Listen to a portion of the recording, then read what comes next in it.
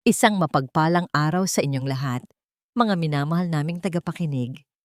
Kumusta po kayo?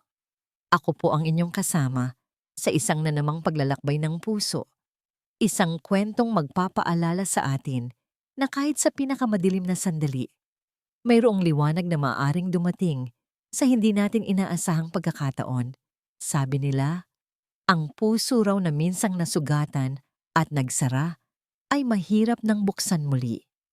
Paano kung ang isang hindi inaasahang pagtatagpo sa gitna ng libu-libong tao ang siyang magiging susi?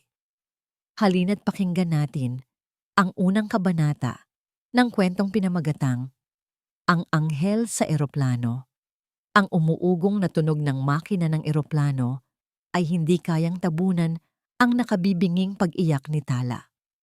Para kay Lino Amihan, ang bawat hagulgol ng kanyang 8 buwang gulang na anak ay tila isang matulis na karayom na tumutusok sa kanyang pagkatao. Nasa loob sila ng isang depresyon na kabina, lumilipad sa taas na 35,000 talampakan, ngunit pakiramdam niya ay unti-unti siyang nalulunod. Nalulunod sa hiya, sa pagod, at sa walang katapusang kalungkutan.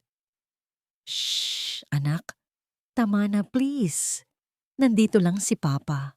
Bulong niya habang marahang idinuyan-duyan ang munting katawan na balot sa isang puting kumot. Ngunit tila lalo lang lumakas ang iyak ng bata. Isang tunog na puno ng paghahanap sa isang bagay na kahit kailan ay hindi na maibibigay ni Lino, ang yakap ng isang ina. Ramdam niya ang bawat pares ng matang nakatutok sa kanila. Sa kanyang kanan, isang lalaking naka-Amerikana ang pilit na iwinawak si ang tingin, halatang naiirita.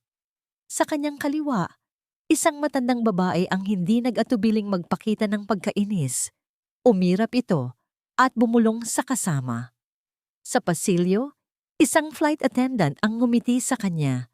Ngunit isang nangiting pilit, isang nakangiting nagsasabing, "Gawan mo naman ang paraan yan, mister."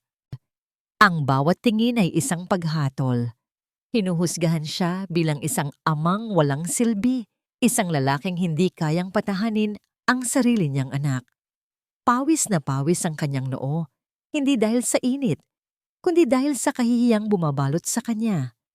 Nais niyang maging invisible, nais niyang lulunin na lang sila ng lupa o ng himpapawid. Sa loob ng halos 1 taon mula nang mawala ang kanyang asawa, ito ang pakiramdam na palagi niyang kasama, ang pagiging mag-isa sa gitna ng karamihan. Nang malapit na siyang sumuko, nang handa na niyang tanggapin na siya na yata ang pinakawalang kwentang ama sa buong mundo, isang anino ang tumabon sa kanya. Dahan-dahan siyang nag-angat ng tingin. Nakatayo sa tabi ng kanyang upuan ng isang babae. Hindi niya napansin ang paglapit nito. Simple lang ang suot nito, isang kulay kremang bestida, at ang buhok nitong itim at mahaba ay nakapusod lang ng simple. Ngunit ang mga mata nito, ang mga matang yon, ang pumukaw sa kanya. Walang paghatol, walang pagkainis. Tanging isang malalim at payapang pag-unawa. Bago pa man siya makapagsalita, isang kamay ang marahang dumapo sa kanyang balikat. Pwede ko ba siyang subukan? Ang boses nito ay mahinahon. Tila isang himig na matagal na niyang hindi naririnig. May kung anong puwersa ang nag-udyok sa kanya na tumango ng walang pag-aalinlangan. Dahan-dahan at buong ingat, inabot niya si Tala sa mga braso ng estranghera. Sa isang iglap, tila may mahikang nangyari. Ang babae, na kalaunan ay nalaman niyang Hiraya ang pangalan, ay marahang inupo si Tala sa kanyang kandungan, nakaharap sa bintana. Hindi niya ito dinuyan o tinapik. Hinayaan niya lang ang bata na damhin ang kanyang mainit na presensya. At pagkatapos, nagsimula siyang umawit. Isang oyayi, isang lumang kundiman na madalas awitin ng mga lola sa probinsya. Ang tinig niya ay hindi perpekto, hindi tulad ng mga profesional na mang-aawit. Ngunit mayroon itong init, mayroong kaluluwa. Tila ba ang bawat nota ay isang yakap? Ang bawat salita ay isang pangakong magiging maayos ang lahat. Matulog na, bunso. Ang iyong inay, wala pa. Pumaroon sa tinda, hindi pa uuwi. Matulog ng mahimbing. Unti-unti, ang malakas na paghagulgol ni Tala ay naging mahinang paghikbi. Ang malikot nitong mga kamay at paa ay nagsimulang kumalma. Isinandal nito ang maliit na ulo sa dibdib ni Hiraya at sa loob lamang ng ilang sandali, ang batang kanina lang ay tila isang maliit na bagyo ay payapa ng natutulog, humihinga ng malalim at panatag. Napanganga si Lino. Nakatingin siya sa eksena sa harap niya na tila isang panaginip. Ang babaeng ito, isang estranghera, ay nagawa ang bagay na hindi niya magawa sa loob ng halos isang oras. Hindi lang si Tala ang pinatahan nito. Pati ang rumaragasang unos sa kanyang dibdib ay biglang humupa. Ang mga bulong ng paghatol mula sa paligid ay naglaho, napalitan ng payapang himig ng oyayi. Sa kauna-unahang pagkakataon, sa napakatagal na panahon, nakahinga siya ng maluwag. Salamat. Halos pabulong niyang sabi, takot na baka masira ang katahimikang bumabalot sa kanila. Maraming salamat. Hindi ko na alam ang gagawin ko. Ngumiti ang babae. Isang nangiting umabot hanggang sa kanyang mga mata. Wala yon. Minsan, kailangan lang nila ng ibang yakap. Ibinaling nito ang tingin kay Tala na mahimbing na natutulog. Ang ganda niya. Mana sa nanay niya. Mabilis na sagot ni Lino at agad ding nagsisi. Bakit niya iyon sinabi? Biglang bumalik ang bigat sa kanyang dibdib. Tila naramdaman ni Hiraya ang biglaang pagbabago sa hangin. Hindi ito nagtanong. Sa halip, marahan nitong hinaplos ang likod ni Tala. Magiging mabait siyang bata. Nagkaroon ng ilang sandali ng katahimikan sa pagitan nila. Isang katahimikang hindi awkward, kundi puno ng hindi masambit na mga salita.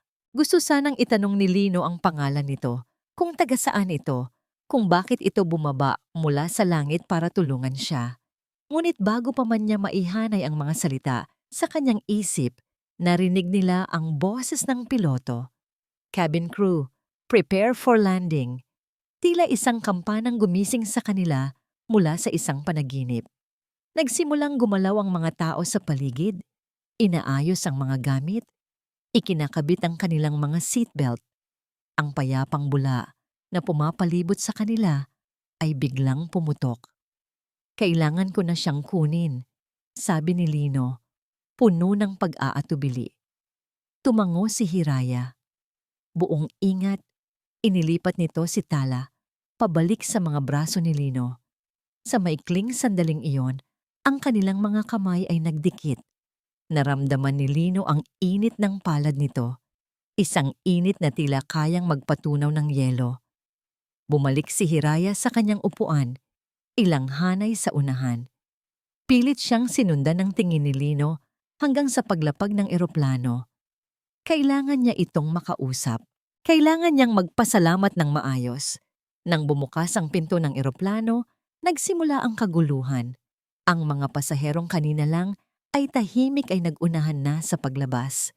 Si Lino, na may kargang natutulog na sanggol at isang malaking diaper bag na nakasabit sa balikat, ay nahirapang makisabay. Sinubukan niyang hanapin ng tingin ang babaeng tumulong sa kanya, ngunit natabunan na ito ng agos ng mga tao. "Excuse me po." "Dadaan lang," sabi niya, pilit na sumisingit. Pagdating niya sa arrival area, lumingalinga siya sa paligid. Ang terminal ay puno ng mga taong nagtatakbuhan. May mga sumasalubong, may mga nagpapaalam. Saan na siya? Saan na nagpunta ang anghel na yon? Saglit niyang nakita ang anino ng isang babaeng may kulay kremang bestida, papalayo, patungo sa exit. Sinubukan niyang sumigaw, "Miss!" Ngunit ang kanyang boses ay nilamon ng ingay ng paliparan. Sa isang iglap, nawala na ito sa paningin niya. Tinangay ng rumaragas ang alon ng sangkatauhan. Naiwan siyang nakatayo roon, mag-isa. Siya at si Tala. Isang pamilyar na pakiramdam ng kalungkutan ang muling gumapang sa kanyang puso. Baka nga panaginip lang ang lahat. Isang magandang panaginip na kailangan na niyang gisingan. Mapait siyang napangiti. Inayos niya ang pagkarga kay Tala. Tinitiyak na komportable ang anak. At sa paggalaw niya, may naramdaman siyang isang matigas na bagay sa upuang katabi niya kanina na nahulog mula sa kandungan ni Hiraya. Sinilip niya ito, isang maliit na panipit sa buhok, isang simpleng kumpol ng mga bulaklak na sampagwita gawa sa plastik na tila perlas. Kinuha niya ito at isinara sa kanyang palad. Maliit, simple, ngunit para sa kanya, ito ang tanging katibayan. Katibayan na ang anghel sa eroplano ay totoo. 8 buwan. 8 buwan na ang lumipas mula sa araw na yon sa eroplano. Para sa iba, ang 8 buwan ay isang iglap lamang. Ngunit para kay Lino, ito ay isang kawalang hanggan na binubuo ng mga gabing walang tulog, mga araw na puno ng pagod, at isang puso na patuloy na naghahanap ng isang mukhang hindi na niya muling nakita. Ang buhay niya ay naging isang paulit-ulit na ritual. Gigising siya ng 3:00 ng madaling araw sa iyak ni Tala na humihingi ng gatas. Hahanda niya ang bote na halos pikit ang mga mata. Ang bawat galaw ay kabisado na ng kanyang katawan. Papasok siya sa trabaho bilang isang accountant. Haharap sa mga numero sa computer screen habang ang kalahati ng kanyang isip ay nasa bahay, nag-aalala kung ayos lang ba ang kanyang anak sa yaya nito. Uuwi siyang pagod. Sasalubungin ng ngiti ni Tala, ang tanging liwanag sa kanyang maghapon. At pagkatapos ay uulitin niya ang lahat. "Pare, inom tayo minsan," sabi ng kaibigan niya sa telepono, isang Biyernes ng gabi. "Pas muna pare, walang mag-aalaga kay Tala," sagot niya habang nakatingin sa kanyang anak na mahimbing nang natutulog sa kuna.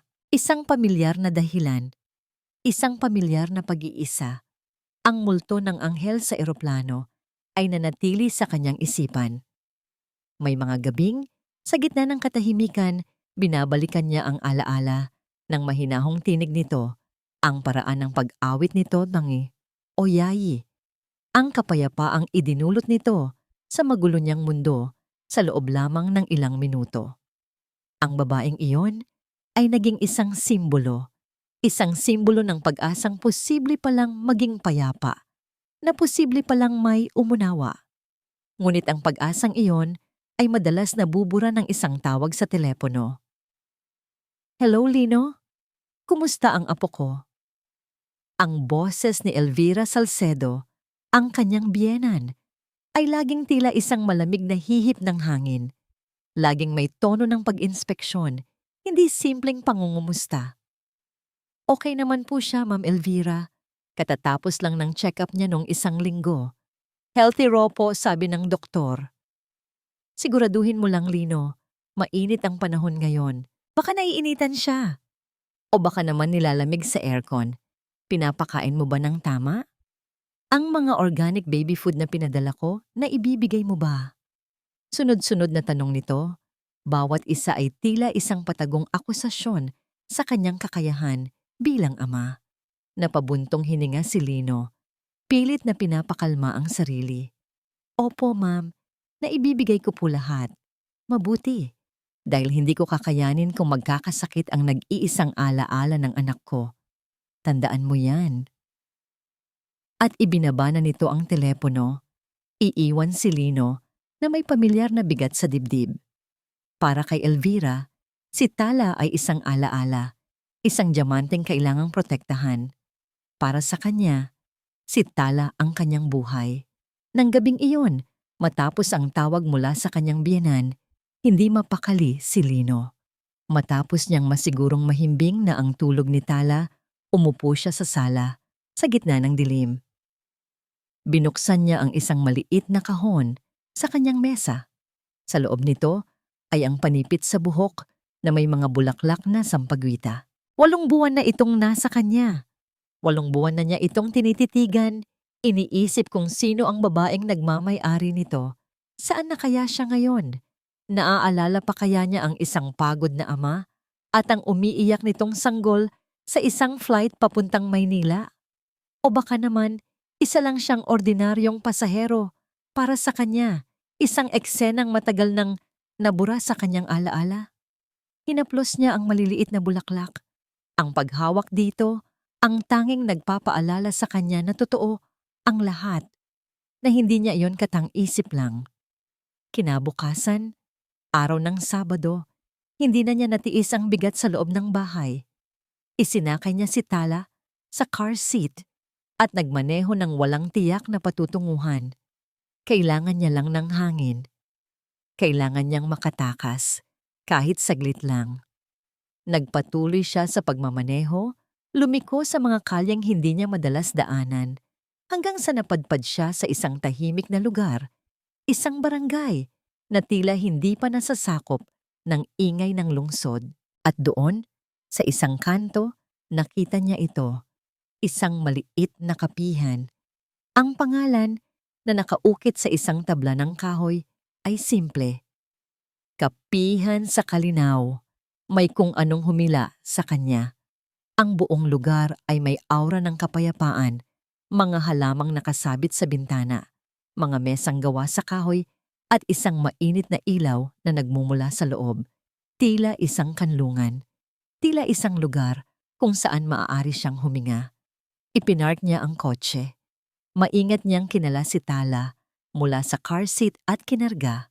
Sa pagtulak niya ng pintong gawa sa salamin, isang mahinang tunog ng kampana ang umalingaw-ngaw.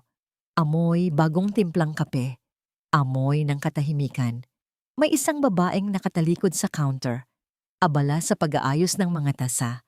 Nakasuot ito ng isang simpleng berdeng apron. Ang itim at mahaba nitong buhok ay nakatirintas sa gilid. "Good morning," sabi ni Lino, medyo alanganin pa. Sa tunog ng kanyang boses, dahan-dahang humarap ang babae. "Welcome to Kapihan sa..." Natigil ito sa pagsasalita. Ang mga mata nito ay nanlaki ng bahagya sa pagkagulat. Ang nangiti nito ay napalitan ng isang ekspresyong hindi mabasa ni Lino. Nanigas si Lino sa kanyang kinatatayuan. Ang tibok ng kanyang puso ay biglang bumilis. Ang hangin sa kanyang baga ay tila naubos. Ang buhok, ang mga mata, ang ngiti. Ito siya, ang anghel sa eroplano. Nagkatitigan sila. Sa gitna ng amoy ng kape at sa saliw ng mahinang tunog ng kampana, tila huminto ang pag-ikot ng mundo. Para kay Hiraya Marcelino, ang bawat tunog ng kampana sa pinto ng kanyang kapihan ay isang pamilyar na musika. Ito ang tunog ng kabuhayan, ng komunidad, ng isang panibagong araw. Ngunit ang tunog ng kampanang iyon, sa umaga ng Sabado, ay nagdala ng isang himig na hindi niya inaasahan. Isang himig mula sa nakaraan. Nang humarap siya at makita ang lalaking may kargang sanggol, isang alon ng alaala ang bumalik sa kanya. Ang maingay na kabina ng eroplano. Ang walang tigil na iyak ng isang munting anghel.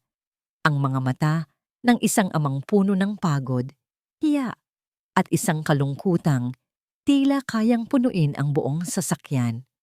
8 buwan na ang nakalipas, ngunit tila kahapon lang nangyari. Naaalala niya ang lahat. "Ikaw."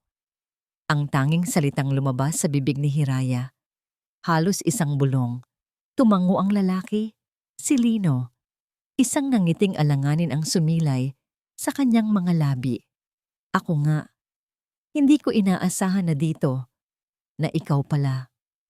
Tila may sariling isip ang munting sanggol sa kanyang mga braso. Si Tala, na ngayon ay mas malaki na, mas bilugan ang mga pisngi at may ilang hibla na ng buhok, ay biglang ngumiti nang makita si Hiraya. Iwinagayway nito ang maliit na kamay, isang kilos na tila nagsasabing, "Naalala kita." Ang simpleng ngiting iyon ang bumasag sa yelo sa pagitan nila. Napangiti na rin si Hiraya, isang tunay na ngiti na nagpaliwanag sa kanyang mukha. "Halika, pasok kayo. Huwag kayong manatili dyan sa pinto." Maingat na pumasok si Lino, tila maingat na naglalakad sa isang sagradong lugar. Inilibot niya ang kanyang paningin. Ang kapihan sa Kalinaw ay hindi malaki, ngunit bawat sulok nito ay puno ng init at pag-aalaga.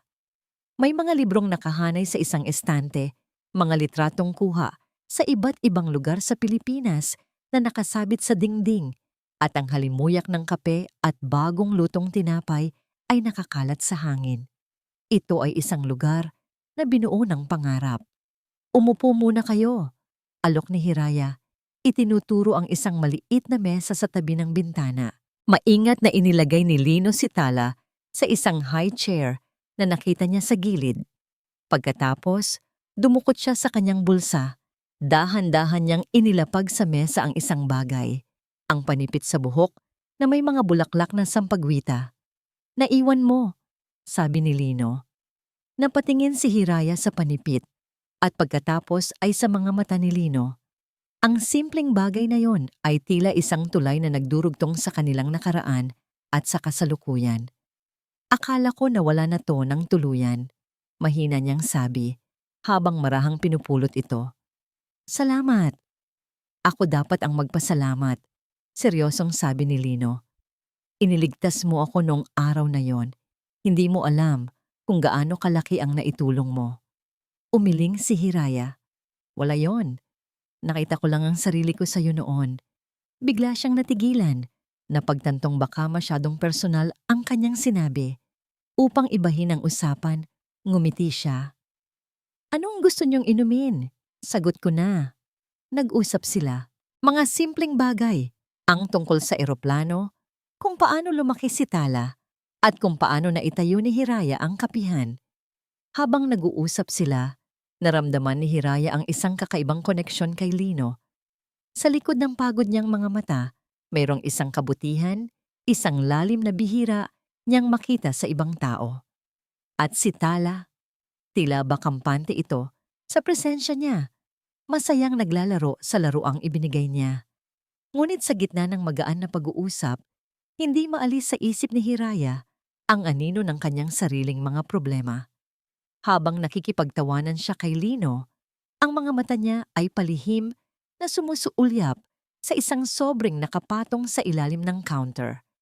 Isang puting sobre na may pulang selyo, isang pinal na paalala, isang notice of foreclosure, ang kapihan sa Kalinaw, ang pangarap na binuo niya mula sa mga naiwan ng kanyang ina, ang tanging kanlungan niya sa mundo, ay anumang oras ay maaaring mawala sa kanya. Ngunit paano niya sasabihin iyon sa lalaking ito, nakahahanap pa lang ng kapayapaan sa loob ng kanyang munting mundo? Ayaw niyang maging pabigat. Ayaw niyang makita sa mga mata nito ang awa. Kaya itinago niya ang kanyang takot sa likod ng isang matamis na ngiti. "Babalik kami," sabi ni Lino nang magpaalam na sila.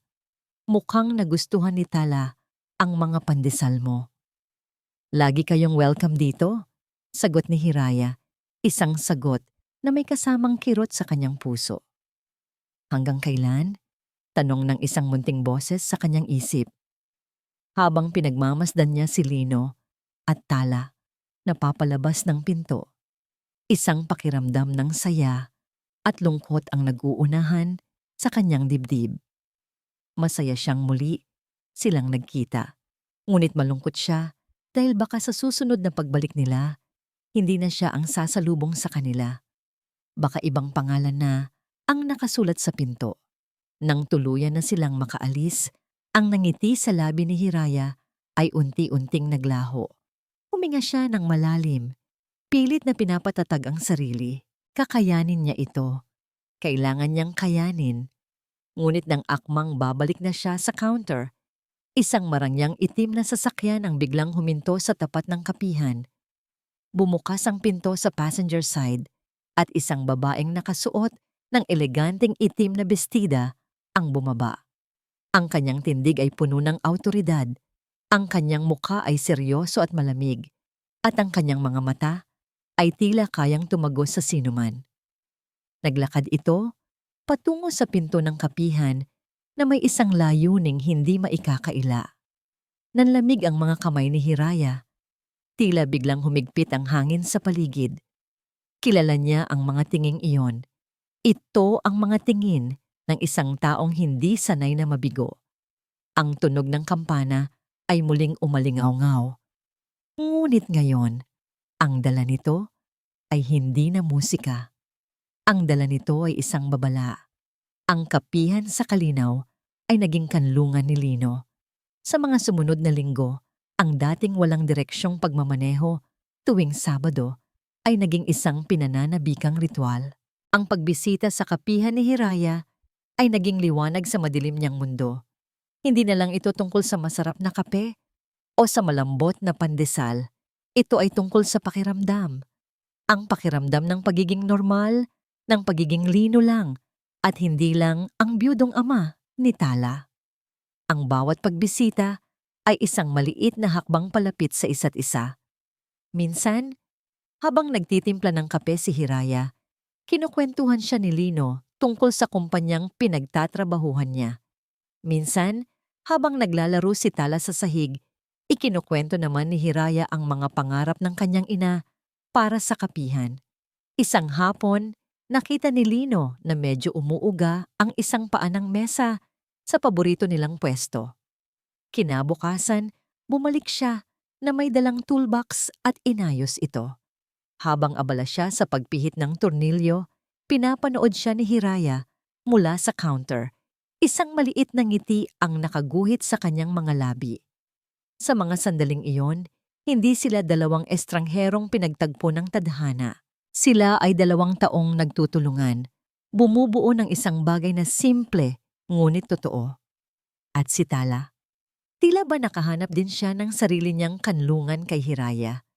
Ang dating umiiyak na sanggol sa eroplano ay ngayoy isang masayahing bata na tumatawa ng malakas sa tuwing kinakantahan siya ni Hiraya ng parehong uyayi.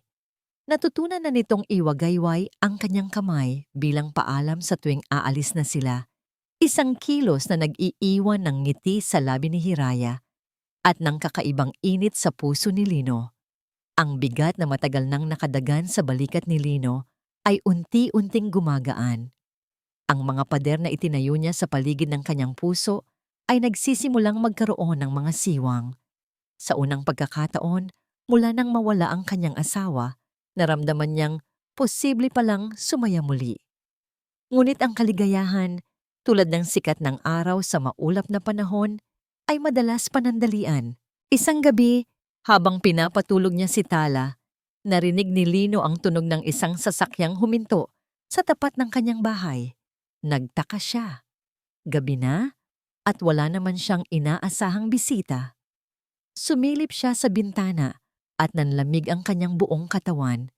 Ang itim na sasakyan ni Elvira Salcedo, bumilis ang tibok ng kanyang puso. Bihira itong pumunta sa bahay niya at kapag ginagawa nito, laging may dalang hindi maganda. Dali-dali niyang isinara ang pinto ng kwarto ni Tala at sinalubong ang biyenan sa pinto. "Ma'am Elvira," bati niya, pilit na itinatago ang kaba. "Hindi po kayo nagsabing darating kayo." Hindi sumagot si Elvira. Dire-diretso itong pumasok. Ang mga mata ay tila isang scanner na sinusuri ang bawat sulok ng kanyang bahay. Tumigil ito sa sala. Ang kanyang tingin ay napako sa isang bagay na nakapatong sa maliit na mesa. Isang maliit na teddy bear na may lasong berde.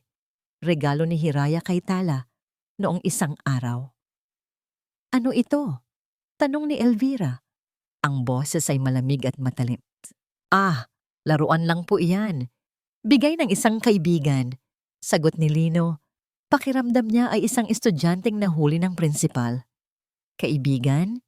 Dahan-dahang sabi ni Elvira, dinampot ang laruan na tila isang maruming bagay. "O baka naman yung babae na lagi mong pinupuntahan sa kapihan niya?" Natigilan si Lino. Paano nalaman ni Elvira? May nagmamanman ba sa kanya? "Lino," sabi ni Elvira, ibinaling ang matalim na tingin sa kanya. "Huwag mo akong gawing tanga. May mga mata at tainga ako sa lahat ng lugar. Akala mo ba hindi ko malalaman na ipinagpapalit mo na ang alaala ng anak ko sa isang hamak na magkakape?" "Hindi po totoo yan," depensa ni Lino.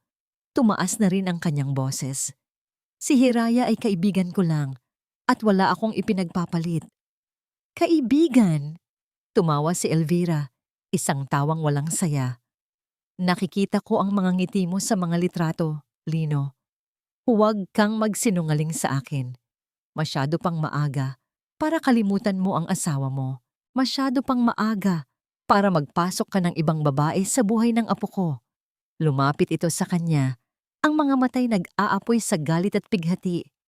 Pakinggan mo ako, Lino. Hindi ako papayag.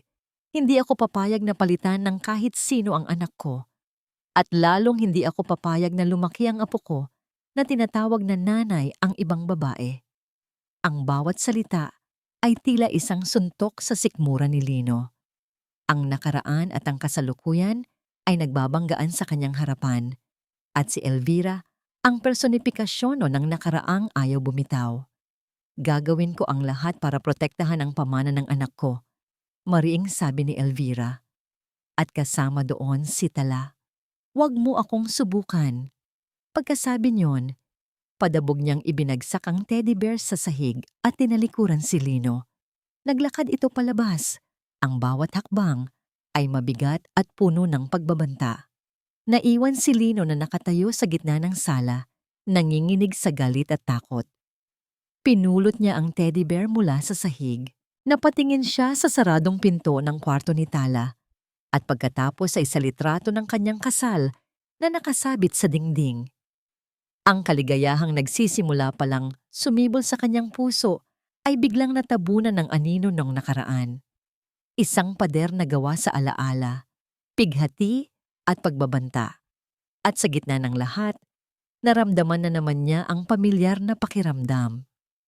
Ang pakiramdam ng pagiging mag-isa sa isang laban na hindi niya alam kung paano ipapanalo.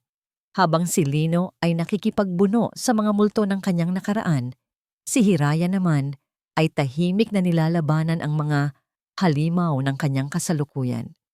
Isang Lunes ng umaga, habang naghahanda siyang buksan ang kapihan sa kalinaw, isang sobre mula sa ilalim ng pinto ang sumalubong sa kanya.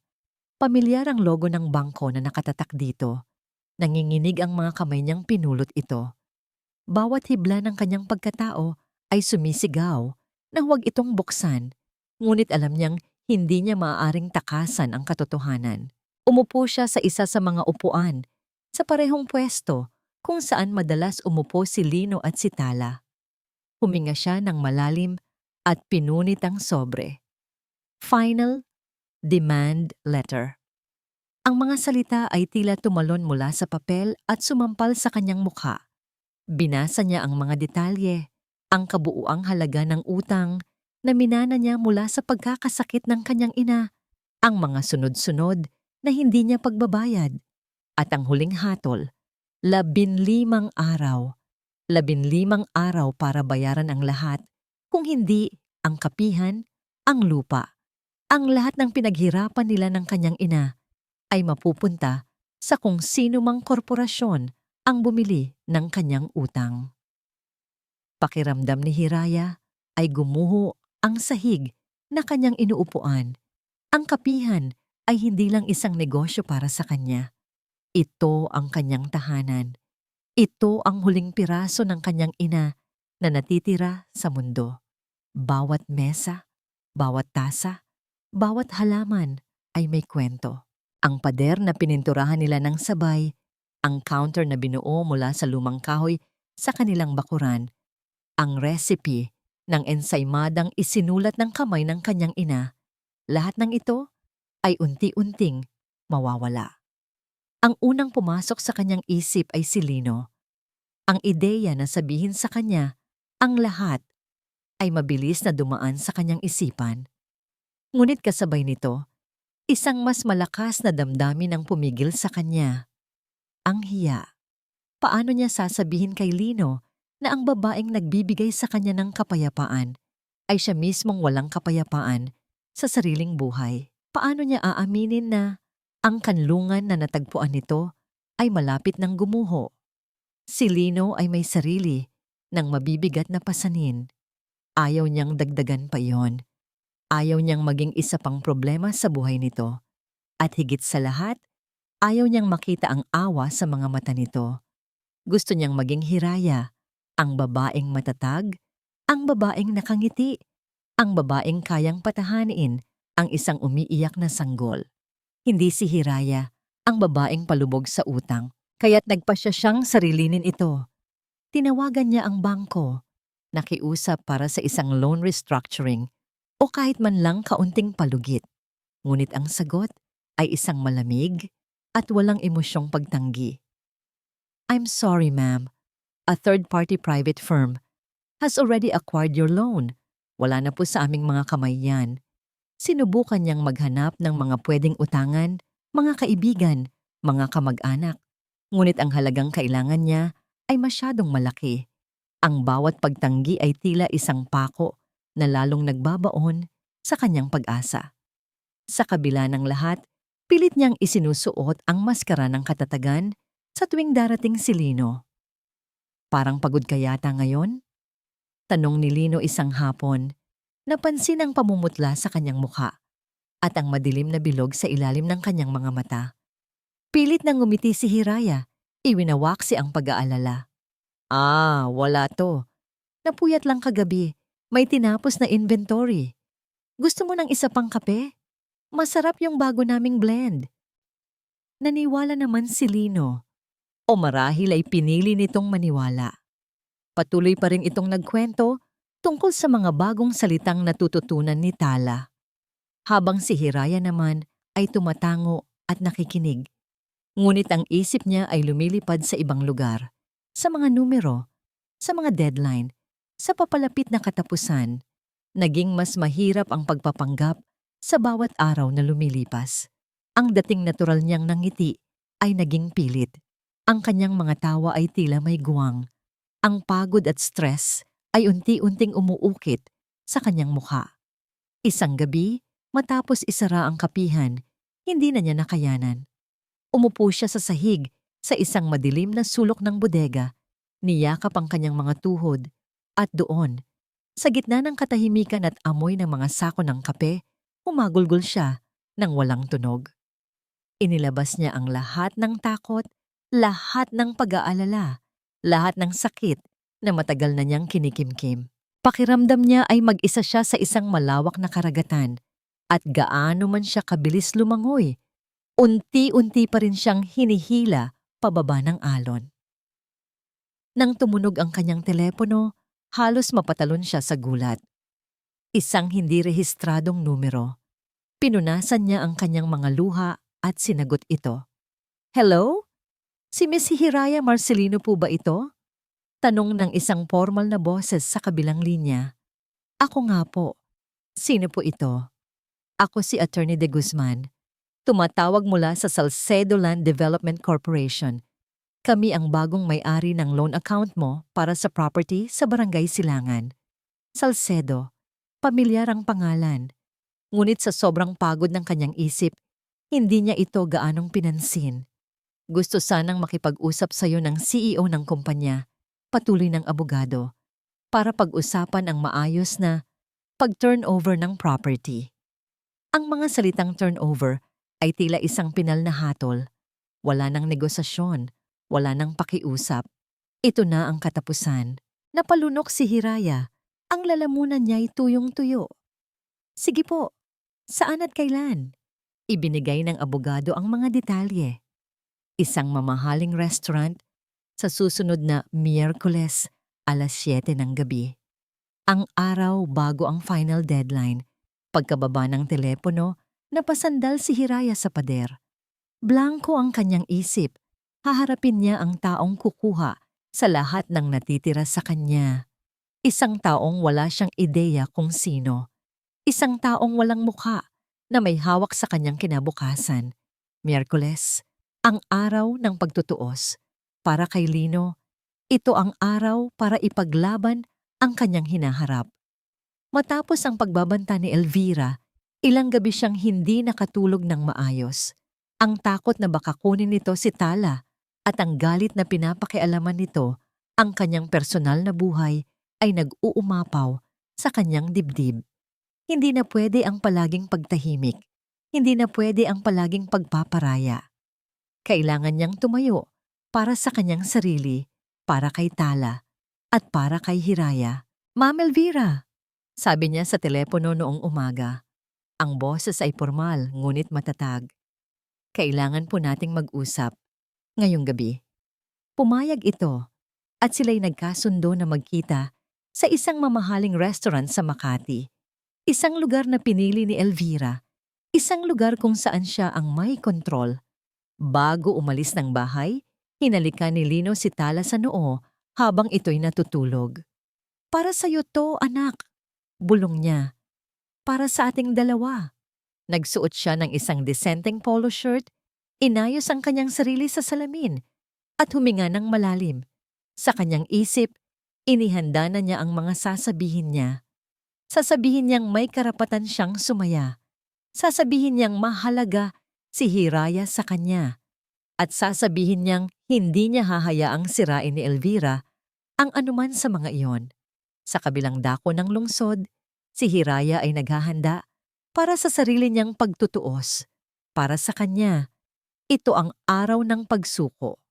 Nagsuot siya ng isang simpleng itim na bestida, ang pinakapormal niyang damit. Habang nakatingin sa salamin, hindi niya nakilala ang babaeng nakatingin pabalik. Isang babaeng may pagod na mga mata at pilit na ngiti. Ang kanyang puso ay tumitibok ng mabilis, isang halo ng takot at pag-resign. Papunta siya sa isang digmaan na alam niyang talo na siya bago pa man magsimula. Wala siyang dalang armas, walang bala. Ang tanging dala niya ay ang mga susi ng kapihan sa kalinaw sa kanyang bulsa na tila mga piraso ng yelo sa kanyang nanginginig na palad. Kailangan ko lang tapusin to, sabi niya sa sarili, paulit-ulit, na tila isang mantra. Parehong restaurant, parehong oras, 2 taong hindi magkaalam-alam na ang kanilang magkahiwalay na landas ay magkikita sa isang marahas na paraan. Na unang dumating si Lino, umupo siya sa isang mesang nasa gilid at umorder ng tubig. Ang bawat minuto ng paghihintay ay tila isang oras. Nang dumating si Elvira, ang buong paligid ay tila lumamig. Umupo ito sa tapat niya, hindi man lang ngumiti. Mabuti naman at naisipan mong makipag-usap ng maayos. Panimula ni Elvira, inilapag ang kanyang mamahaling bag sa upuan. Nandito po ako para linawin ang lahat. Matigas na sabi ni Lino. Tigilan niyo na po ang pagdidikta sa buhay ko. Si Hiraya. Huwag mong babanggitin ang pangalan ng babaeng yan sa harapan ko. Putol ni Elvira. Ang boses ay puno ng pagkasuklam. Ang pinag-uusapan natin dito ay ang apo ko, ang alaala ng anak ko. Ang kanilang pag-uusap ay mabilis na uminit. Isang labanan ng mga salitang puno ng hinanakit at sakit. Habang sila'y nagtatalo, hindi nila namalayan ang pagpasok ng isang pamilyar na figura sa restaurant. Si Hiraya, iginiya siya ng isang waiter sa isang mesang nasa kabilang dulo ng silid, sa isang mas pribadong seksyon. Ang puso niya ay kumakabog sa bawat hakbang. Nakita niya ang isang lalaking naka-Amerikana, ang abogadong nakausap niya sa telepono. Tumayo ito para salubungin siya. Miss Marcelino, salamat sa pagdating. Hinihintay na po namin kayo, sabi ni Attorney De Guzman. Umupo si Hiraya. Nasaan po ang CEO? Tanong niya. Ang boses ay bahagyang nanginginig. Parating na siya. Inaasikaso lang ang isang personal na bagay. Sagot ng abogado. Itinuturo ng kanyang ulo ang direksyon kung nasaan sina Lino at Elvira. Sinundan ni Hiraya ng tingin ang itinuro nito at doon, sa gitna ng marangyang restaurant, ang mundo niya ay gumuho. Nakita niya si Lino, ang lalaking nagbibigay sa kanya ng pag-asa. At sa tapat nito, ang babaeng nakita niyang bumaba sa itim na sasakyan noong isang araw. Ang babaeng nag-iwan sa kanya ng isang masamang pakiramdam. Sila'y magkaharap, ang kanilang mga mukha ay seryoso at puno ng tensyon. Excuse me, sabi ng abogado. Ipinapatawag na ako ng kliyente ko. Tumayo si Attorney De Guzman at naglakad patungo sa mesa ni Nalino at Elvira. Lumapit ito kay Elvira at may ibinulong. Tumango si Elvira at pagkatapos, ang matalim nitong mga mata ay ibinaling sa direksyon ni Hiraya. Ang mga mata nila ay nagtama. Kasabay nito, si Lino na nagtataka kung sino ang kausap ng kanyang biyenan ay lumingon din. Ang kanyang mga mata ay nanlaki sa pagkabigla. Nakita niya si Hiraya, nakaupo mag-isa. Ang mukha ay puno ng kalituhan at sakit. 3 tao, isang restaurant. Ang lahat ng kanilang mga lihim, mga takot, at mga kasinungalingan ay nagsalpukan sa isang nakabibinging sandali ng katahimikan. Si Hiraya, ang babaeng pinagkakautangan. Si Lino, ang lalaking nagmamahal. At si Elvira Salcedo, ang biyenan, ang ina, at ngayon ay natuklasan na rin ang CEO na siyang kukuha sa lahat. Ang pader sa pagitan ng nakaraan at kasalukuyan ay gumuho. At sa gitna ng mga guho, silang tatlo ay nakatayo, walang magawa, habang ang katotohanan ay sinasampal sila ng buong lakas. Walang nagsalita sa biyahe pa uwi. Matapos ang nakabibininging pagtatagpo sa restaurant, mabilis na tumayo si Hiraya. Nagpaalam sa abogadong hindi na niya tinapunan ng tingin at naglakad palabas na tila isang taong naglalakad habang natutulog. Sinundan siya ni Lino, iniwan si Elvira na may isang malamig at nagtatagumpay ng ngiti sa mga labi. Sa loob ng kotse ni Lino, ang katahimikan ay mas mabigat pa kaysa sa pinakamalakas na sigaw. Si Hiraya ay nakatingin lang sa bintana. Pinagmamasdan ang mga ilaw ng syudad na dumadaan na tila mga malabong patak ng kulay. Ang kanyang isip ay blanko, manhid. Hiraya, magsalita ka please. Pakiusap ni Lino, binasag ang katahimikan. Hindi ko alam. Maniwala ka sakin. Wala akong alam na siya ang... Ihatid mo na lang ako. Putol ni Hiraya. Ang boses ay walang emosyon, na mas nakakatakot pa kaysa kung nagalit siya. Pagdating sa tapat ng kapihan, mabilis siyang bumaba. Sinubukan siyang habulin ni Lino. Hira, sandali lang. Hawak niya sa braso nito. Mag-usap tayo. Aayusin natin to. Doon lang siya hinarap ni Hiraya. At sa ilalim ng malamlam na ilaw ng poste, nakita ni Lino ang mga mata nito. Walang luha, walang galit. Ang nakita niya ay isang bagay na mas malala. Isang guwang, isang kawalan. Tila ang liwanag na dati niyang hinahangaan ay biglang namatay. Ayusin? Mahina niyang tanong. Isang mapait na ngiti ang sumilay sa kanyang labi. Paano, Lino?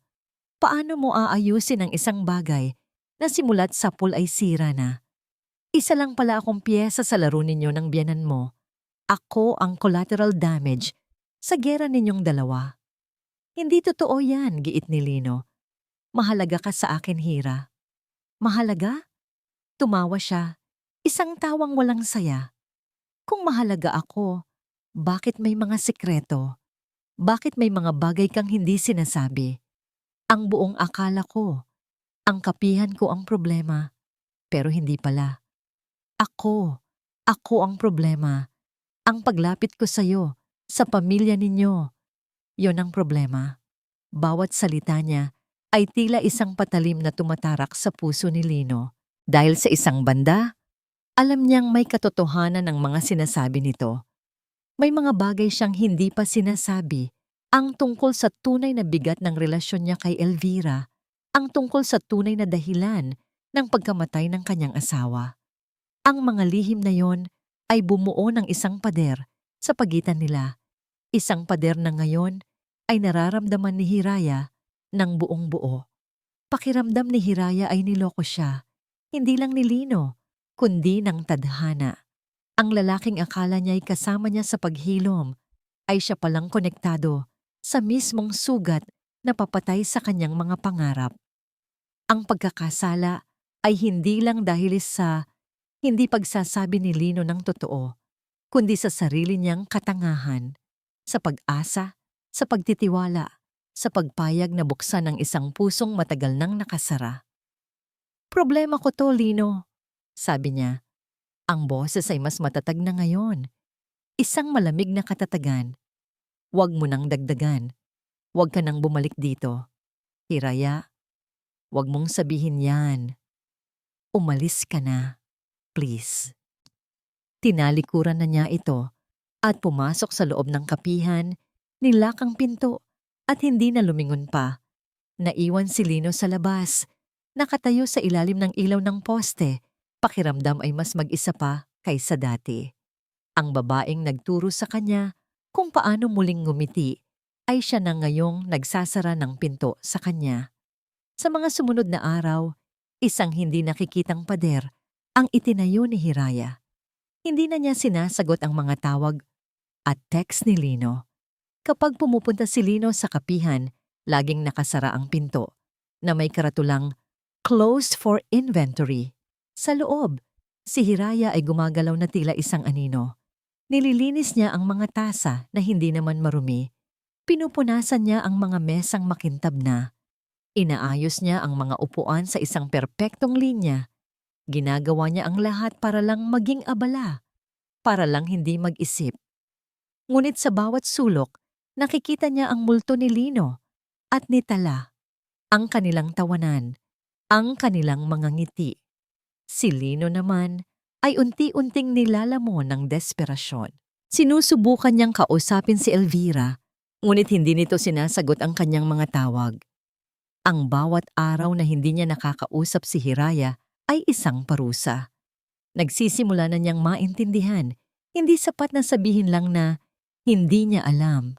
Ang problema ay mas malalim. Ang problema ay ang mga bagay na alam niya, ngunit pinili niyang itago.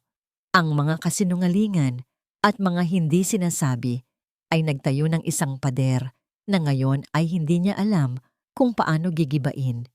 Isang gabi, hindi na niya natiis.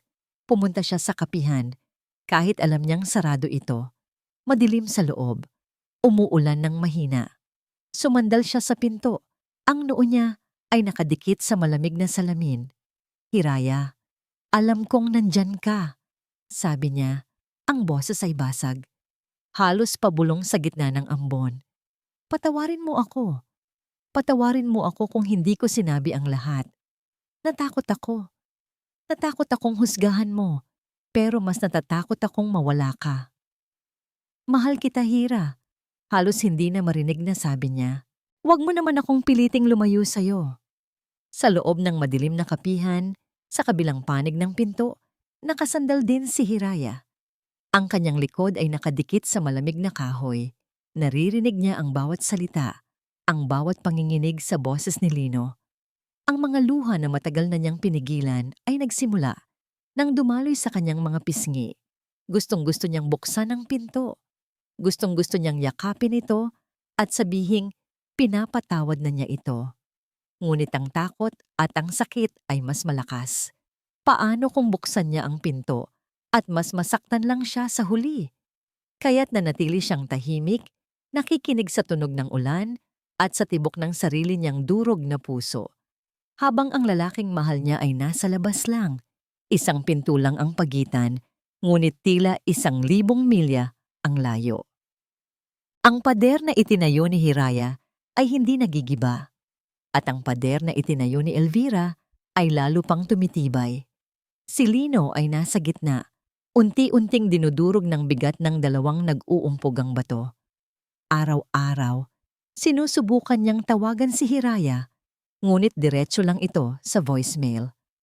Araw-araw, dinadaanan niya ang kapihan, ngunit nananatili itong sarado at madilim. Tila isang puntod ng mga masasayang alaala na bigla na lang naglaho. Ang mas masakit pa, ginamit ni Elvira ang sitwasyon para lalo siyang idiin.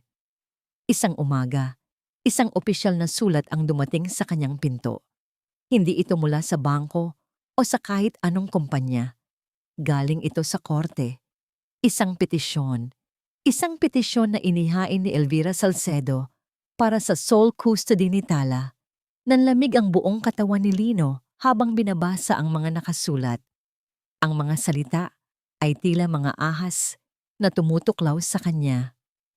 Unstable living environment, questionable associations with financially unstable individuals, incapable of providing for the child's moral and emotional well-being. Bawat parirala ay isang kalkuladong atake, isang pambabaluktot sa katotohanan na idinisenyo para wasakin siya. Ginamit ni Elvira ang sitwasyon ni Hiraya laban sa kanya. Pinalabas nito na si Lino ay isang irresponsableng ama na nakikipag-ugnayan sa isang babaeng bangkarote, isang masamang impluwensya sa kanyang apo.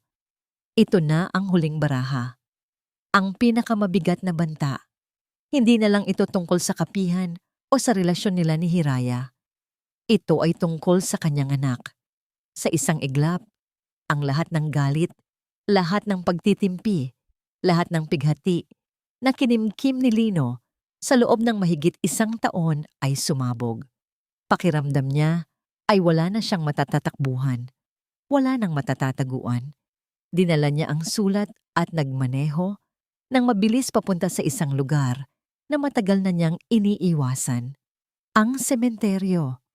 Umupo siya sa damuhan sa harap ng isang simpleng lapida na may pangalang nakaukit. Clara Amihan, ang kanyang asawa. Dito, sa katahimikan ng mga patay, sa wakas ay pinakawalan niya ang lahat.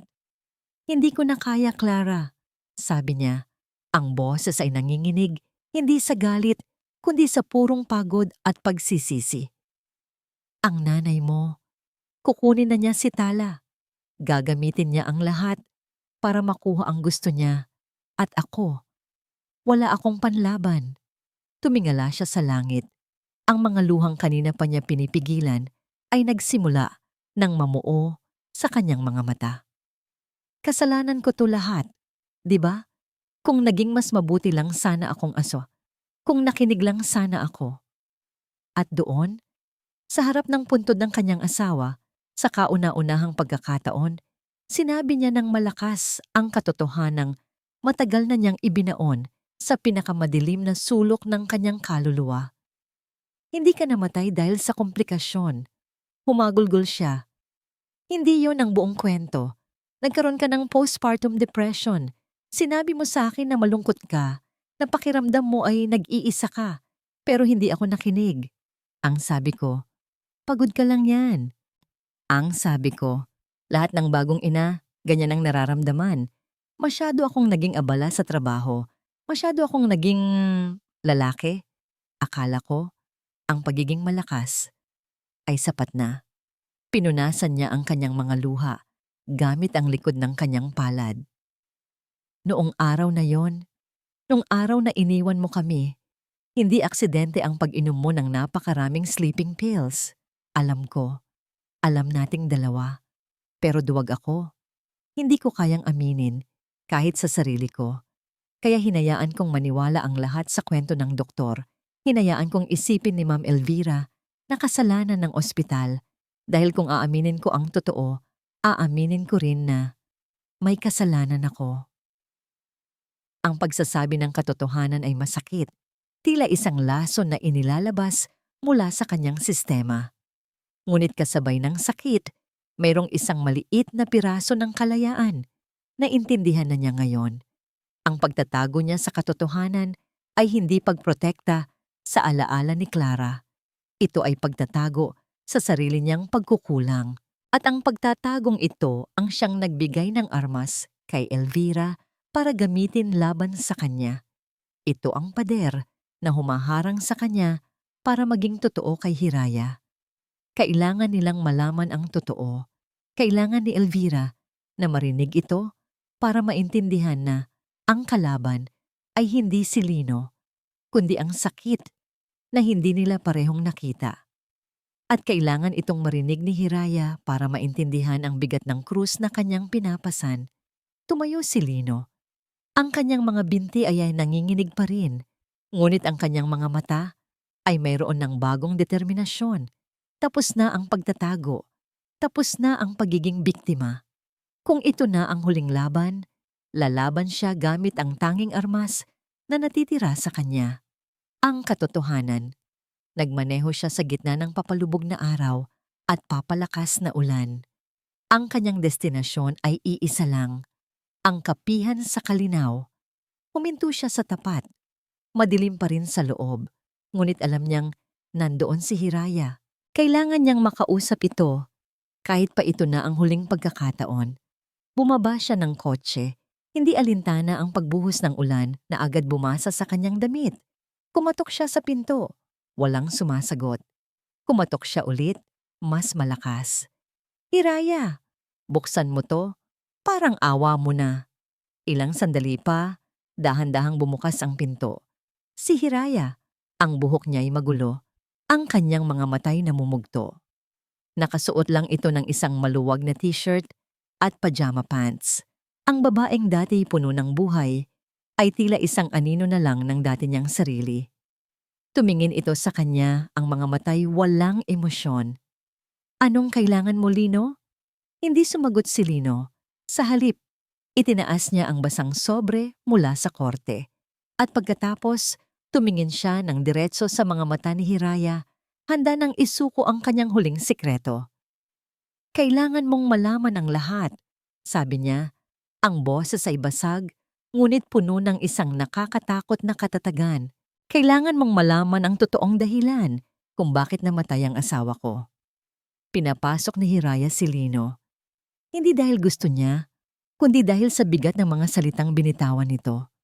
Mayroong isang bagay sa tono ng kanyang boses, isang halo ng desperasyon at huling katapatan na pumilit sa kanya na buksan ang pinto. Sa loob ng madilim na kapihan, tanging ang mahinang ilaw mula sa poste sa labas ang nagsisilbing liwanag. Ang tunog ng malakas na ulan sa bubong ay tila isang malungkot na tambol na sumasabay sa kanilang mga tibok ng puso. Hindi sila umupo. Nanatili silang nakatayo sa gitna ng silid. May ilang talampakang pagitan na tila dalawang estranghero sa isang pamilyar na lugar. Basang-basa si Lino. Tumutulo ang tubig mula sa kanyang buhok at damit papunta sa sahig. Sinabi mo sa akin na komplikasyon sa panganganak ang dahilan. Mahinang sabi ni Hiraya, binabasag ang katahimikan. Umiling si Lino. Yon ang sinabi ko sa lahat. Yon ang pinaniwala ko sa sarili ko dahil mas madaling tanggapin yon kaysa sa totoo. Huminga siya ng malalim, tila kumukuha ng lakas mula sa hangin. At pagkatapos, nagsimula siyang magkwento. Ikinuwento niya ang lahat, ang mga araw matapos ipanganak si Tala, kung paano unti-unting nagbago si Clara, ang pagiging iritable nito, ang biglaang pag-iyak, ang mga gabing hindi ito makatulog. Ikinuwento niya kung paano nito sinasabi na pakiramdam niya'y masama siyang ina, na hindi niya mahal ang sarili niyang anak. Hindi ko siya naintindihan, sabi ni Lino. Ang boses ay puno ng pagsisisi. Ang nakita ko lang ay isang asawang nagrereklamo, isang inang hindi masaya sa biyayang natanggap namin. Sinabihan ko siyang magpakatatag. Sinabihan ko siyang isipin na lang si Tala. Hindi ko nakita na isang sakit pala ang lumalamon sa kanya. Isang sakit sa isip na kasing tindi ng cancer. Napayuko siya. Ang mga balikat ay nanginginig. Noong gabi bago yun mangyari, nag-away kami. Sinabi niya na hindi na niya kaya, na para siyang nalulunod. Ang sagot ko, lahat tayo pagod, Clara. Hindi lang ikaw. Yon ang huling mga salitang sinabi ko sa kanya. Yon ang huling alaala niya sa akin. Doon na bumagsak ang mga luha ni Lino, walang tunog, humahalo sa tubig ulan sa kanyang mukha. Ang galit na dati niyang nararamdaman para kay Lino ay unti-unting natutunaw, napapalitan ng isang malalim na awa at pag-unawa. Naintindihan na niya ngayon ang lahat. Ang bigat sa mga mata ni Lino, ang pader na nakapalibot sa puso nito, ang komplikadong relasyon nito kay Elvira. Hindi ito simpleng byudo na nagluluksa. Ito ay isang lalaking biktima rin ng isang trahedyang hindi niya lubos na naunawaan. At ngayon, ay nabubuhay sa walang katapusang pagsisisi. Ang galit ni Elvira, na dati tila purong kasamaan, ay nagkaroon na rin ng ibang mukha. Ito ay galit na nag-ugat sa kawalan ng kaalaman, sa paghahanap ng masisisi sa isang kalabang hindi nakikita. Lumapit si Hiraya, dahan-dahan, at sa isang kilos na hindi niya pinag-isipan, hinawakan niya ang kamay ni Lino. Malamig ito at nanginginig. "Hindi mo kasalanan, Lino," bulong niya. Ang boses ay basag. Umiling si Lino. "May kasalanan ako, Hira. Hindi ko siya pinakinggan. Binaliwala ko ang sakit niya. At ngayon, ginagamit ito ng nanay niya para kunin ang anak ko." Itinaas niya ang basang sobre. "Ito ang parusa ko." Sa sandaling iyon, ang lahat ng pader sa pagitan nila ay gumuho. Wala nang Lino, ang lalaking may sikreto. Wala nang Hiraya, ang babaeng nasaktan. Ang naroon na lang ay dalawang kaluluwang puno ng sugat na nakahanap ng pag-unawa sa isa't isa sa gitna ng dilim at ulan. Niyakap ni Hiraya si Lino, isang yakap na puno ng pagpapatawad, ng pagtanggap, ng lahat ng salitang hindi nila masabi. Gumanti ng yakap si Lino, isinubsob ang kanyang mukha sa balikat ni Hiraya. At doon, sa wakas, pinakawalan ang lahat ng bigat na matagal na niyang pasan-pasan. Ngunit ang mga sandali ng paghilom ay madalas binabasag ng malupit na katotohanan. Habang sila'y magkayakap, isang malakas na katok sa pinto ang gumulat sa kanila. Hindi ito ang mahinang katok ni Lino kanina. Ito ay malakas, opisyal, at mapilit. Nagkatinginan sila, parehong nagtataka. Dahan-dahang lumapit si Hiraya sa pinto at binuksan ito ng bahagya. Dalawang lalaking nakauniporme ang nakatayo sa labas, hawak ang isang payong. Ang isa ay may dihawak na isang rolyo ng papel at pandikit. "Good evening, ma'am," sabi ng isa. "Kami po ay mula sa Sheriff's Office. Nandito po kami para ipaskil ang writ of possession para sa property na ito." Nanlamig ang dugo ni Hiraya. "Ano pong ibig sabihin yan?" "Ibig sabihin po, ma'am, simula bukas, ang ari-arian na ito ay legal ng pag-aari ng Salcedo Land Development Corporation. Pinapaalis na po kayo." Tila isang kidlat ang tumama sa buong kapihan. Ang katotohanang pilit na iwinawaksi ni Hiraya ay nasa harapan na niya ngayon, nakauniporme at walang awa. Walang nagawa si Hiraya kundi tumabi. Pumasok ang mga lalaki. Ang isa ay nagsimulang mag-inspeksyon, habang ang isa naman ay marahas na idinikit sa salamin ng pinto, sa mismong tapat ng pangalang Kapihan sa Kalinaw, ang isang malaking papel na may nakasulat na "Closed by order of the court." Ang bawat tunog ng pagdikit ng tape sa salamin ay tila isang sampal sa mukha ni Hiraya. Tumingin siya sa paligid ng kanyang munting mundo, ang mga silya, ang mga mesa, ang mga litrato sa dingding. Lahat ng ito ay hindi na sa kanya. Ang huling pamana ng kanyang ina ay opisyal ng kinuha. Kasabay nito, tumunog ang telepono ni Lino. Isang text message mula sa kanyang abogado. "Lino, tumawag si Attorney de Guzman. Nag-file sila ng motion for immediate hearing. Pinipilit ni Mrs. Salcedo na mapabilis ang custody case. Gagamitin nila ang foreclosure ng coffee shop bilang patunay na unfit ang environment mo para kay Tala. Kailangan nating maghanda. Lahat." Sa isang iglap, nawala ang lahat. Ang kapihan, ang pag-asa, at ang banta na mawala si Tala ay mas naging totoo kaysa dati. Nang makaalis na ang mga sheriff, naiwan silang dalawa ni Lino sa gitna ng kapihang hindi na kanila. Tumayo sila sa ilalim ng ulan, sa labas ng pintong may nakapaskil na katibayan ng kanilang pagkatalo. Ang kanlungan nila ay naging isang kulungan.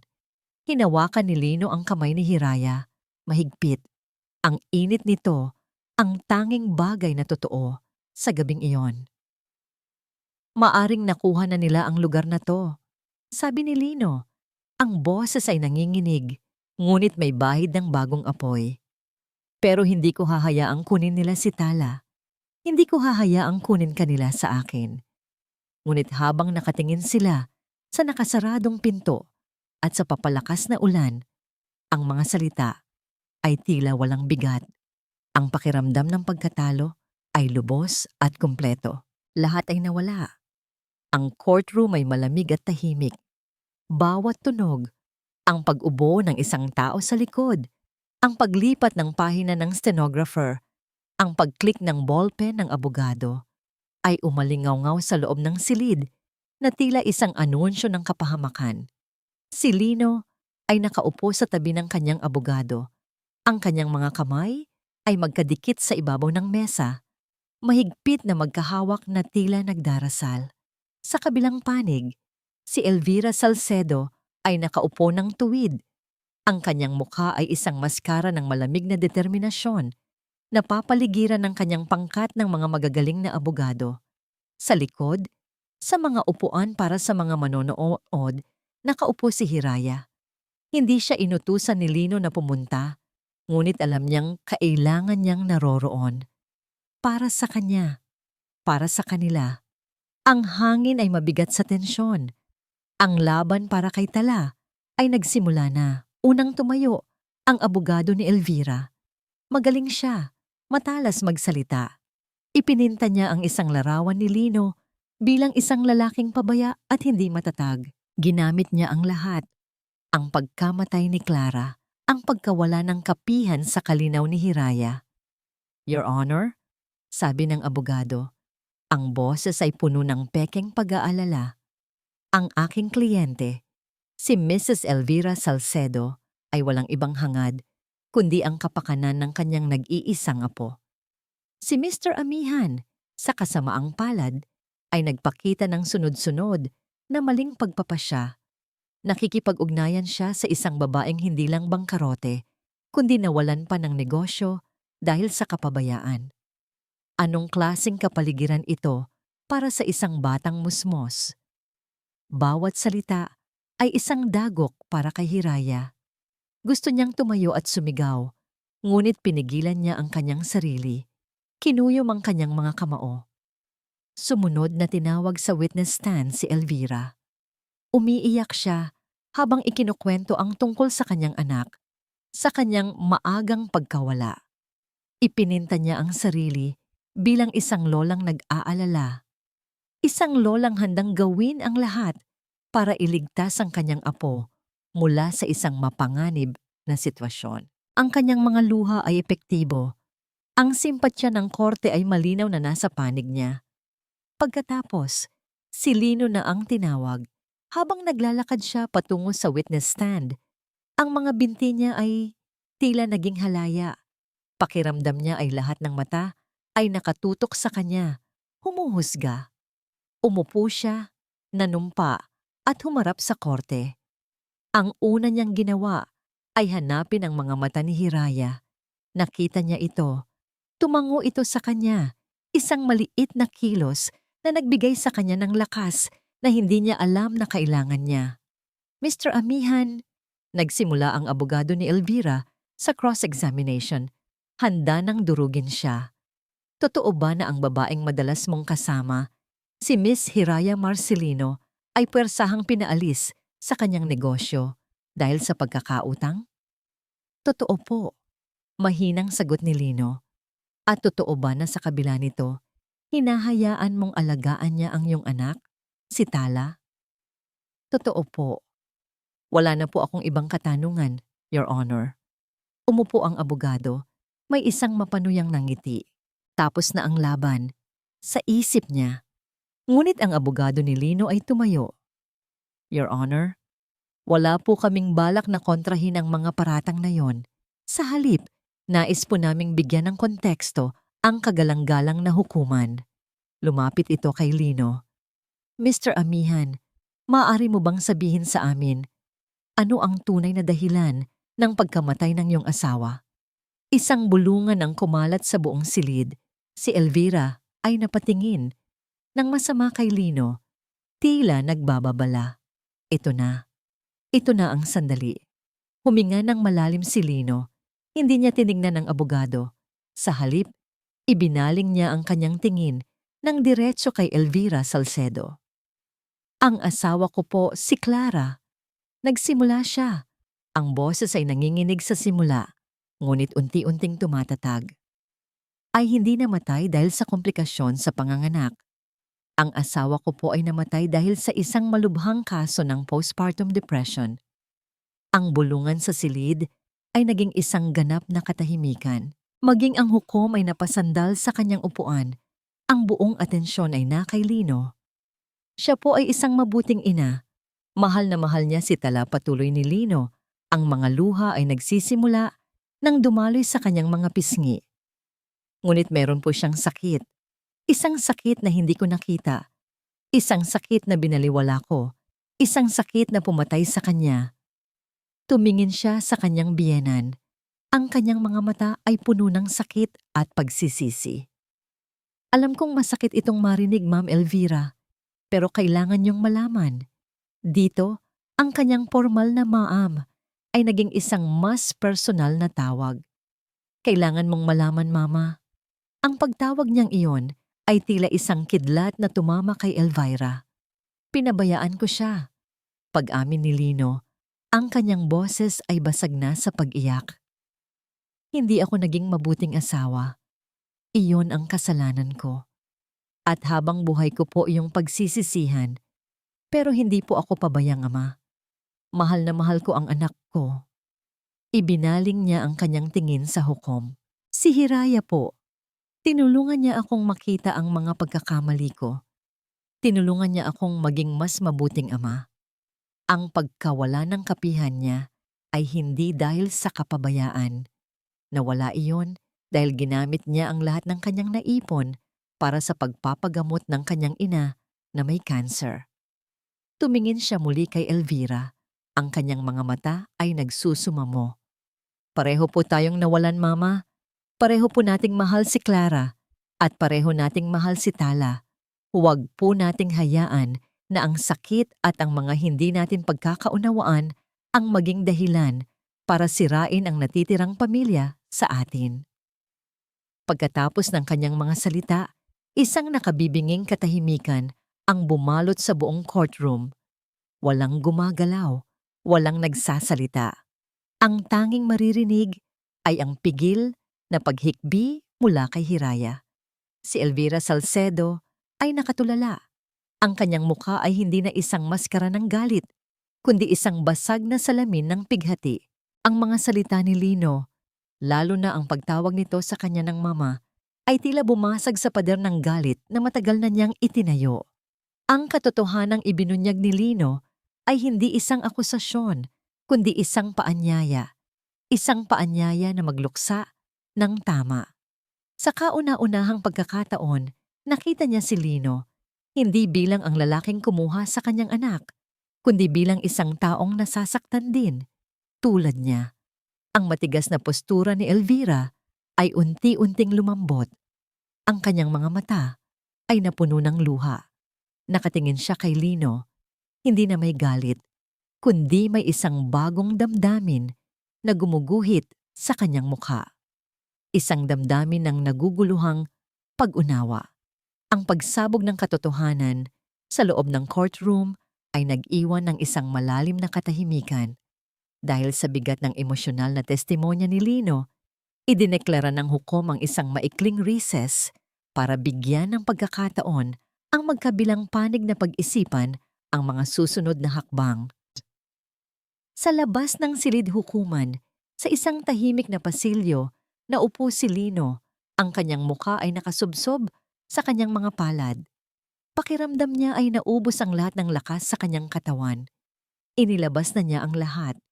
Wala na siyang itinatago. Ngayon, ang tanging magagawa na lang niya ay maghintay. Lumapit si Hiraya at tahimik na umupo sa tabi niya.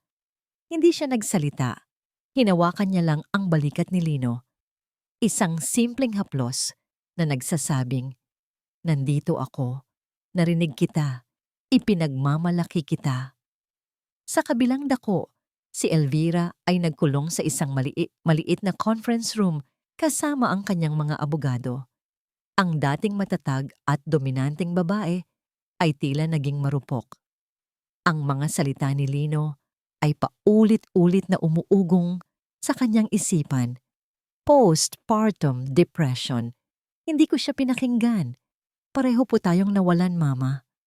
Ang galit na naging gasolina niya sa loob ng mahigit 1 taon ay biglang naubos.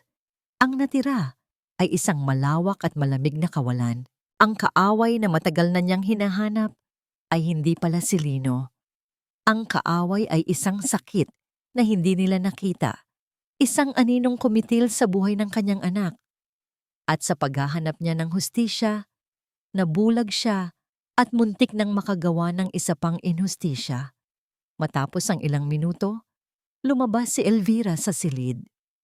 Ang kanyang mga mata ay namumugto, ngunit mayroon ng bagong liwanag sa mga ito. Hindi na ito ang liwanag ng galit, kundi isang mahinang sinag ng pagtanggap. Hindi niya nilapitan si Lino. Sa halip, ang hinanap ng kanyang mga mata ay si Hiraya. Nagulat si Hiraya nang makitang papalapit sa kanya si Elvira. Tumayo siya, handa sa anumang posibleng mangyari. "Miss Marcelino," sabi ni Elvira, ang boses ay mas mahina na ngayon. Walang bahid ng dating pagmamataas. "Maari ba kitang makausap? Sa labas." Nagkatinginan si Lino at Hiraya. Tumango si Lino. Sumunod si Hiraya kay Elvira palabas ng gusali, patungo sa isang maliit na hardin sa gilid ng korte. Umupo sila sa isang bangkong bato. May ilang talampakang pagitan. "Totoo ba?" Panimula ni Elvira, hindi nakatingin kay Hiraya. "Totoo bang naubos ang pera mo dahil sa pagpapagamot sa iyong ina?" Tumango si Hiraya. "Opo, may stage 4 lung cancer po siya. Ginawa ko po ang lahat para madugtungan ang buhay niya." Isang mahabang katahimikan. "Ganoon din ako." Halos pabulong na sabi ni Elvira. "Gagawin ko rin ang lahat para sa anak ko. Baka sa sobrang paghahangad kong gawin ang lahat, hindi ko na nakita kung ano talaga ang tama." Tumingin ito sa wakas kay Hiraya. Ang sinabi ni Lino sa loob, "Totoo ba na tinulungan mo siyang maging mas mabuting ama?" "Hindi ko po siya tinulungan," sagot ni Hiraya. May sinseridad sa kanyang boses. "Mabuti na po siyang ama. Siguro po, tinulungan ko lang siyang maalala kung paano muling ngumiti. Dahil tinulungan niya rin po akong ngumiti ulit pagkatapos mawala ni Mama." Sa mga salitang iyon, isang luha ang pumatak mula sa mga mata ni Elvira. Ang babaeng kaharap niya ay hindi isang kaaway. Hindi siya isang hamak na magkakape na sumisira sa pamilya niya. Siya ay katulad din niya. Isang anak na nagmahal at nawalan. Isang babaeng nakakita ng kabutihan kay Lino, kabutihang matagal nang natabunan ng sariling pighati ni Elvira. "Ang kapihan mo," sabi ni Elvira. "Bibilhin ko sana ang lupa para magpatayo ng isang foundation, isang alaala para kay Clara." "Naiintindihan ko po," sabi ni Hiraya. "Pero baka mali ang paraan ko ng pag-alala sa kanya." Sabi ni Elvira, mas para sa sarili niya kaysa kay Hiraya. Tumayo si Elvira. Humarap siya kay Hiraya at sa unang pagkakataon, isang tunay at malungkot na ngiti ang nakita ni Hiraya sa mga labi nito. "Hindi ko sinusubukang palitan ang anak ninyo," sabi ni Hiraya. Naaalala ang mga salitang gusto niyang sabihin noon pa. "Gusto ko lang pong tulungan si Lino na bumuo ng isang kinabukasan kung saan si Tala ay lalaki na may pagmamahal mula sa aming lahat." Tumango si Elvira. Bumalik sila sa loob. Ipinatawag ni Elvira ang kanyang abogado at si Lino. Sa harap nilang lahat, sinabi niya ang mga salitang babago sa lahat. "Iuurong ko na ang kaso." Nakahinga ng maluwag si Lino, napasandal sa pader, tila nabunutan ng isang mabigat na tinik. Ngunit hindi pa tapos si Elvira. Tumingin ito kay Hiraya. "At tungkol sa property, hindi ko na ito kukunin." May kinuha ito mula sa kanyang bag, isang maliit na kahon. "May gusto akong ibigay sa'yo." Inabot niya ito kay Hiraya. Binuksan ito ni Hiraya. Sa loob May isang luma ngunit magandang notebook. Ang mga pahina ay puno ng sulat kamay na mga recipe para sa mga cake at pastries. Ang anak ko, pangarap din niyang magtayo ng isang maliit na bake shop balang araw. Sabi ni Elvira, ang boses ay nanginginig. Hindi na niya nagawa. Tumingin ito mula kay Hiraya, papunta kay Lino. Baka kayong dalawa, pwede niyong ituloy para sa kanya. 6 na buwan ang lumipas. Ang pamilyar na tunog ng kampana sa pinto ay muling umalingaw-ngaw. Ngunit ngayon, ang tunog nito ay mas masaya, mas puno ng buhay. Ang kapihan sa Kalinaw ay muling nagbukas. Ang dating simpleng lugar ay mas naging kaakit-akit. Ang mga pader ay pininturahan ng mas matingkad na kulay. May mga bagong halaman sa bawat bintana. At ang hangin ay puno, hindi lang ng amoy ng kape, kundi ng amoy din ng bagong lutong tinapay at cake. Sa isang gilid, sa tabi ng coffee counter, may isang bagong salaming estante. Sa loob nito ay nakahilera ang mga magagandang cake, cookies, at pastries. Sa itaas nito, sa isang maliit at eleganteng sulat kamay na karatula, ay nakasulat ang mga salitang Clara's Corner. Ang araw na yon ay ang grand reopening. Puno ang kapihan ng mga kaibigan, mga dating suki, at mga bagong mukha. Ang hangin ay puno ng tawanan at masayang kwentuhan. Sa gitna ng lahat, abala si Hiraya sa likod ng counter. Tinatanggap ang mga order habang nakangiti. Ang dating anino ng pag-aalala sa kanyang mukha ay napalitan na ng isang payapang kagalakan. Suot niya ang pamilyar na berdeng apron, ngunit ngayon, mayroon ng kasama sa likod ng counter. Si Lino. Nakasuot din ito ng apron, at kahit medyo hindi pa sanay sa paggamit ng espresso machine, ang kanyang mga mata ay nagniningning sa tuwa. Sa tuwing nagkakatinginan sila ni Hiraya sa gitna ng kanilang pagiging abala, nagpapalitan sila ng mga ngiting tanging sila lang ang nakakaintindi. Sa isang mesa malapit sa bintana, nakaupo si Elvira. Hindi na siya nakasuot ng itim na bestida. Ngayon, isang simpleng kulay asul na blusa ang suot niya. Sa kanyang kandungan, masayang naglalaro si Tala, na ngayon ay isa ng bibong toddler. "Say Lola, Apo," malamig na sabi ni Elvira, habang sinusubuan ng maliit na piraso ng cake si Tala. "Lala?" Masayang sagot ni Tala, pumapalakpak. Isang ngiti, isang tunay at taos-pusong ngiti ang sumilay sa mga labi ni Elvira. Ang babaeng dati isang anino ng pighati ay dahan-dahang natututong mabuhay muli, hindi para sa alaala ng nakaraan, kundi para sa pag-asa ng hinaharap. Hindi na siya ang CEO ng isang malaking kumpanya na bumibisita. Siya ay isang lola na nag-aalaga sa kanyang apo. Nang medyo humupa na ang dami ng tao, lumapit si Lino kay Hiraya sa likod ng counter. Marahan niyang inakbayan ito mula sa likod at ipinatong ang kanyang baba sa balikat nito. "Pagod ka na ba?" tanong ni Lino. Ang kanyang hininga ay mainit sa leeg ni Hiraya. Umiling si Hiraya. Isinandal ang kanyang ulo sa dibdib ni Lino. "Hindi. Ito yata ang pinakamasayang pagod na naramdaman ko." Tumingin sila pareho sa kabuuan ng kapihan, ang kanilang munting mundo na kanilang binuo muli, mula sa mga abo ng kanilang nakaraan. "Salamat," bulong ni Lino. "Para saan?" tanong ni Hiraya. "Sa lahat. Sa pagbukas ulit ng pinto, sa pagtitiwala. Salamat. Dahil natagpuan mo ako." Humarap si Hiraya sa kanya. Ang kanilang mga mukha ay ilang pulgada na lang ang pagitan. Hinawakan niya ang pisngi ni Lino. "Hindi kita natagpuan, Lino," malambing niyang sabi. "Natagpuan natin ang isa't isa." At doon, sa gitna ng amoy ng kape at matamis na cake, sa saliw ng mga tawanan ng kanilang mga kaibigan, hinalikan ni Lino si Hiraya. Isang halik na hindi nagmamadali, isang halik na puno ng pasasalamat, ng mga pangako, at ng isang pag-ibig na sinubok ng apoy ngunit mas lalong tumibay. Habang sila'y magkayakap, isang maliit na sigaw ng tuwa ang pumukaw sa kanilang pansin.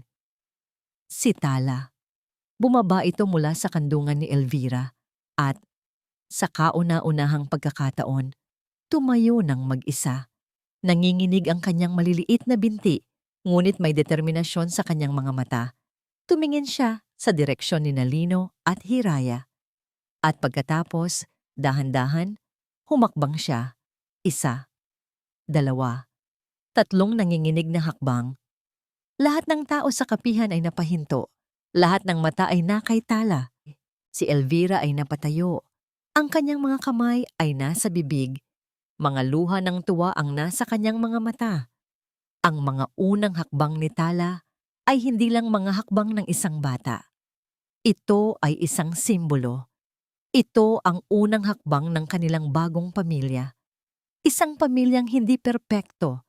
Isang pamilyang binuo mula sa mga basag na piraso ng nakaraan, ngunit isang pamilyang buo dahil sa pagpapatawad, pag-unawa at pag-ibig. Nagpatuloy sa paghakbang si Tala. Ang kanyang mga braso ay nakaunat, patungo sa naghihintay na mga yakap ng kanyang ama at ng babaeng itinuturing na niyang ina. Ang kanyang destinasyon ay hindi lang ang kanilang mga bisig. Ang kanyang destinasyon ay ang kanyang tahanan. At dito po nagtatapos ang ating kwento. Isang paalala na ang pag-ibig ay hindi tungkol sa paghahanap ng isang taong walang kapintasan. Ito ay tungkol sa paghahanap ng isang pusong handang samahan, kang ayusin ang mga sira, pulutin ang mga basag na piraso, at buuin muli ang isang bagay na mas matibay at mas maganda. Ang aral ng kwento natin ngayong araw ay ang kapangyarihan ng katotohanan at pagpapatawad. Minsan, ang pinakamadilim na lihim na ating itinatago ang siyang nagiging pader na humaharang sa ating kaligayahan. Ngunit sa oras na magkaroon tayo ng lakas ng loob na ito'y harapin at aminin, doon lamang magsisimula ang tunay na paghilom. Maraming salamat po sa inyong walang sawang pagsubaybay at pakikinig. Sana po ay nabigyan namin kayo ng inspirasyon at aral sa hapong ito. Kung mayroon po kayong mga saloobin o komento tungkol sa kwento ni Nalino at Hiraya, huwag po kayong mag-atubiling i-comment sa ibaba. Anong uri naman po ng kwento ang gusto ninyong marinig sa susunod? Hindi dito nagtatapos ang ating paglalakbay. Marami pa pong kwentong kasing ganda at mas puno ng aral dito sa aming channel. Kung nagustuhan nyo ang kwentong ito, i-like, i-share sa pamilya at mga kaibigan, at mag-subscribe na rin para lagi kayong updated sa mga susunod pa naming kwento. I-click nyo ang notification bell para kayo ang unang makarinig kapag may bago kaming upload. Muli, ako po ang inyong kasama, nag-iiwan ng isang paalala. Ang bawat puso ay may kakayahang maghilom, at ang bawat pag-ibig ay may sariling kwento. Pagpalain po kayo ng Panginoon, kayo at ang inyong buong pamilya. Hanggang sa muli.